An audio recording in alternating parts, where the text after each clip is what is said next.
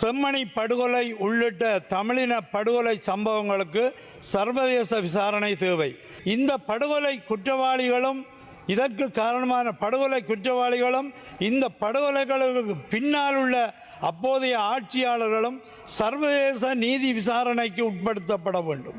அதுவே பாதிக்கப்பட்ட எமது தமிழ் மக்களின் எதிர்பார்ப்பாகவும் இருக்கின்றது. பேரவையை தலைமை தாங்கும் உறுப்பினர் அவர்களே, இன்றைய விவாத தலைப்பு சார்பாக வலுக்கட்டாயமான உழைப்பை பகுதியாகவோ முழுமையாகவோ கொண்டு அகழ்ந்தெடுக்கப்படும், உற்பத்தி செய்யப்படும் அல்லது தயாரித்து முடிக்கப்படும் எந்த ஒரு பொருளும் இலங்கைக்கு இறக்குமதி செய்வதை முற்றிலும் தடை செய்தல் வரவேற்புக்குரியது. தண்டனை அல்லது மிரட்டலுக்கு உட்படுத்தப்பட்டு கட்டாயப்படுத்தி புறப்படும் வேலை மனித உரிமை மீறலுக்குரியது என்ற வகையில் அவ்வாறானவற்றுக்கு எதிரான அரசின் நடவடிக்கைகள் எப்போதும் வரவேற்புக்குரியன. கட்டாய உழைப்பாளிகள் அடங்கலான நவீன அடிமை முறைக்கு உட்பட்டவர்கள் இலங்கையிலேயே கிட்டத்தட்ட 1,39,000 அளவில் உள்ளதாக 2021 ஆண்டின் வால்க் ஃப்ரீ என்ற அமைப்பின் புள்ளிவிவரம் குறிப்பிடுகின்றது. இலங்கையில் நவீன அடிமை முறை சார்ந்த பாதிப்பு 56% அளவில் காணப்படுகின்றது. இது ஆசிய பசிபிக் பிராந்திய சராசரியை விட அதிகம்.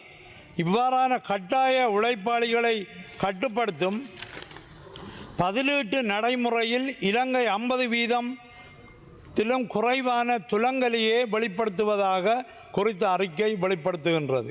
மேலும் கட்டாய உழைப்பாளிகளில் உள்ள சிறுவர்களின் மோசமான முறையிலான உழைப்பு தொடர்பாக அமெரிக்கா தொழில் திணைக்களத்தின் இலங்கைக்குரிய 2022 ஆண்டின் கண்டறிதலில் இலங்கையில் உள்ள சிறுவர்கள் வணிக ரீதியான பாலியல் சுரண்டல், கட்டாய வீட்டு வேலைகள் உள்ளிட்ட பாதிப்புகளுக்கு உட்படுத்தப்படுவதையும், அகழ்ந்தெடுத்தல் மற்றும் கட்டுமான பணிகளிலும் கூட சிறுவர்கள் தொழிலில் ஈடுபடுத்தப்படுவதையும், ஆய்வாளர்களுக்கான போதிய அளவு ஆளணி வளம் இல்லாததால் வடகிழக்கு மாகாணங்களில் முழுமையான ஆய்வு மேற்கொள்ளப்படாதிருப்பதையும் அறிக்கைப்படுத்துகின்றது. தீவுக்குள்ளேயே தேயிலை தோட்டங்களிலும் கடலோர பகுதிகளிலும் அகழ்வு பணிகளிலும் விவசாயத்துறையிலும் கட்டாய தொழிலாளிகளின் உழைப்பு விரவி இருக்கின்ற போது அவற்றை கண்காணிக்கவும் கட்டுப்படுத்தவும் போதுமான கட்டமைப்புகள் இன்றைய நிலையில் இவ்வரசாங்கம் இன்றைய விவாத பரப்பில் காட்டுகின்ற மனித உரிமைசார் இறக்குமதி கொள்கையை ஏற்றுமதியிலும் சம நேரத்தில் செயல்படுத்த உறுதி பூண வேண்டும் என கேட்டுக்கொள்கின்றேன். மேலும் தீவளாவிய சமத்துவ நிலையில் மிகவும் எட்டியிருக்கும் முல்லைத்தீவு மாவட்டத்துக்குரிய வளப்பற்றாக்குறை தொடர்பானது கடவுச்சீட்டுகளுக்கான அதிகாரம் அளிக்கப்பட்ட கலையகங்கள் தீவளாவிய வகையில் 1420 காணப்படுகின்ற போதும் முல்லைத்தீவு மாவட்டத்தில் ஒரே ஒரு கலையகம் மட்டுமே பதிவு செய்யப்பட்டுள்ளது. குறித்த கலையகமும் கடந்த 3 ஆண்டு காலமாக இதனால் இயங்காதுள்ளது. இதனால் முல்லைத்தீவு மாவட்ட மக்கள் கடவுச்சீட்டுகளுக்கான புகைப்படங்களை எடுப்பதில் வெளி மாவட்டங்களுக்கு செல்ல வேண்டிய துர்ப்பாக்கிய நிலை ஏற்பட்டுள்ளது. இது அரச சேவை வழங்கலின் சமத்துவ நிலையை மிகவும் கேள்விக்கு உள்ளாக்குகின்றது. குடிவரவு மற்றும் குடியல்வு திணைக்களத்தின் கட்டுப்பாட்டாளர் நாயகத்துக்கு முல்லைத்தீவு மாவட்ட செயலகம் ஊடாக கடந்த 2026/5/4 அன்றும் ஊடாக கடந்த 2026/7/31 அன்றும் கடிதங்கள் அனுப்பப்பட்டுள்ளன. மேற்படி திணைக்களத்துக்கு பொறுப்பாகும் பொதுமக்கள் பாதுகாப்பு மற்றும் பாராளுமன்ற அமைச்சர் மேற்படி வசதியினம் தொடர்பில் விரைவில் விசேட தலையீட்டை மேற்கொள்ள வேண்டும் என்று கேட்டுக்கொள்கின்றேன். தீவளாவிய சமத்துவத்துக்கு மிகவும் அச்சுறுத்தலாகும் இவ்வசதியினம் மிக விரைவில் தீர்க்கப்பட வேண்டும் என இப்பேரவை ஊடாக அரசாங்கத்தை கேட்டுக்கொள்கின்றேன். அடுத்த ஒரு விடயம் மிகவும் முக்கியமானது. செம்மணி படுகொலை உள்ளிட்ட தமிழின படுகொலை சம்பவங்களுக்கு சர்வதேச விசாரணை தேவை. செம்மணி மனித புதைகுழியின் 3ஆம் கட்ட அகழ்வு பணிகள் 54ஆம் நாள் அகழ்வு 17/8/2026 நேற்று இடம்பெற்றது. இதன்போது புதிதாக 10 எலும்புக்கூட்டு தொகுதிகள் அடையாளம் காணப்பட்டுள்ளதுடன் 8 மனித எலும்புக்கூட்டு தொகுதிகள் அகழ்ந்து எடுக்கப்பட்டுள்ளன. அந்த வகையில் இதுவரை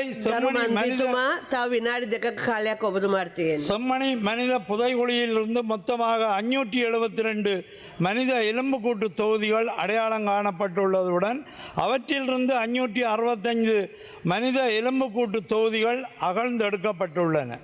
இவ்வாறாக செம்மணியில் தோண்ட தமிழ் மக்களுடைய மனித எலும்புக்கூட்டு தொகுதிகள் வெளிப்பட்டு கொண்டே இருக்கின்றன. சிறார்கள், பெண்கள், முதியவர்கள் என்ற எந்த வேறுபாடுகளுமின்றி எலும்புக்கூடுகள் வெளிப்படுகின்றன. தடய பொருட்களாக சிறார்களின் பால் போத்தல்கள், பாடசாலை பைகளும் வெளிப்படுகின்றன. பச்சிளம் பாலகர்களும் பாடசாலை சிறார்களும் தாய்மாரும் என்ன பாவம் செய்தார்கள்? ஆயுதங்களோடு இருந்தார்களா நீங்கள் பிடித்து கொலை செய்வதற்கு? எனவே இந்த படுகொலை குற்றவாளிகளும், இதற்கு காரணமான படுகொலை குற்றவாளிகளும், இந்த படுகொலைகளுக்கு பின்னால் உள்ள அப்போதைய ஆட்சியாளர்களும் சர்வதேச நீதி விசாரணைக்கு உட்படுத்தப்பட வேண்டும். அதுவே பாதிக்கப்பட்ட எமது தமிழ் மக்களின் எதிர்பார்ப்பாகவும் இருக்கின்றது. யாழ்ப்பாணத்தில் 17/8/2026 நேற்றைய தினம் நீதியின் ஓலம் 2 அணையா விளக்கு தொடர் போராட்டத்தின் இறுதி நாளில் வடக்கு கிழக்கைச் சேர்ந்த தமிழ் மக்கள் இணைந்து மாபெரும் ஆர்ப்பாட்ட பேரணி ஒன்றை நடத்தியிருந்தனர். செம்மணி படுகொலை உள்ளிட்ட தமிழ் மக்கள் மீது மேற்கொள்ளப்பட்ட படுகொலைகளுக்கு சர்வதேச நீதி விசாரணையை கோரியே குறித்த மாபெரும் ஆர்ப்பாட்ட பேரணி மேற்கொள்ளப்பட்டது. எனவே தயவு செய்து தற்போதைய ஆட்சியாளர்களே எமது மக்களின் வலிகளையும் அவலங்களையும் புரிந்து கொள்ளுங்கள். எமது தமிழ் மக்கள் மீது நிகழ்த்தப்பட்ட படுகொலைகளுக்கு சர்வதேச நீதி விசாரணை மேற்கொள்வதற்கு நடவடிக்கை மேற்கொள்ளுங்கள். சர்வதேச நீதி விசாரணைக்கு ஒத்துழையுங்கள்.